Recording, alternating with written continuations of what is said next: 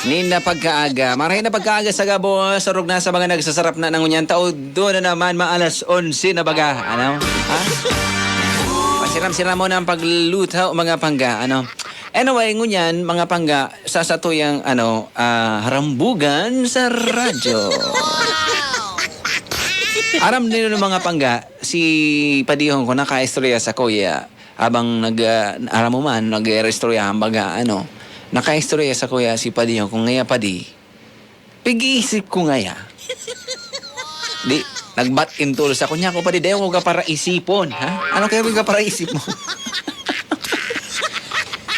Pag-iisip ko ngaya padi kung si Jose Rizal ngayaan sa tuyang pambansang bayani, kung nabuhay ngaya siya ngunya na taong 2022, ano daw mangyayari ngaya padi? Ano? Sabi ko naman sa Padihong kung niya ako, padi nasusobrahan ka na kaya nag-overthink ka na naman, kung nagagaranan naman sa imong critical thinking. Sabi ko, kung nabuhay si Jose Rizal ngayon na taong 2022, imagine mo, dahil siya makakarelate, takang panahon, mapamangkatong, ha? Halimbawa, mag-resurrect, or mabuhay ulit ngayon si Rizal na natuod siya kang 1800s pa, mga, dahil naman siya ngayon makakarelate, mga puro na ngayon TikTok. Puro na ngayon Facebook, puro na ngayon video, ha? Tatay ko nga ning tatay mga pangga. Dahil na nakaka-relate sa Facebook, si Jose Rizal pa daw. Sabi pala sa kuya kang tatay ko, gibuhan mo daw akong Facebook. Chichi, mapagin mo ang Facebook. Sabi pala sa kuya kang tatay ko mga pangga, dahil daw mawara yung Facebook ko. Sabi ko, dahil mawara, ayaw lang yan sa cellphone mo. Tapos si nanay ko man mga pangga, dahil man nakaka-relate naman, maano man da, sabi sa ko kang nanay ko, Noy, bakalan mo daw akong Facebook. Sabi ko, di man yung bigbabakal. Pigigibo yan, di man yung bigbabakal. Kaya mga sa to yung mga lolo, lola, dahil na makakarelate, how much more kung si Jose Rizal, napig-iisip ka na, amigo, kung nag-resurrect, kung nabuhay, liwat ngunyan. Dahil siya makakarelate, mga pangga.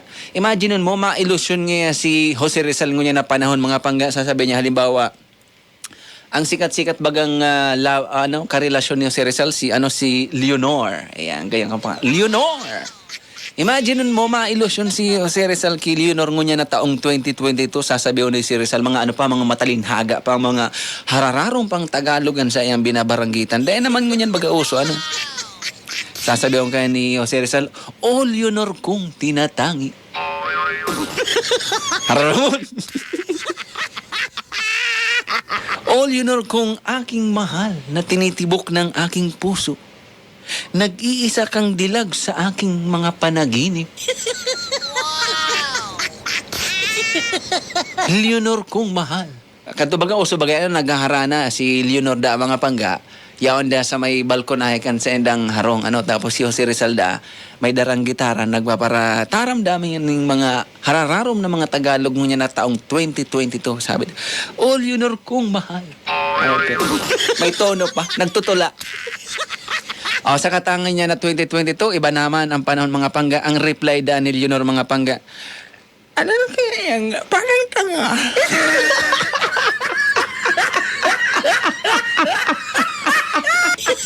Wow! Nag-reply daw si Leonor mga panganguyan daw, sabi niya da, garo ka daw kastra.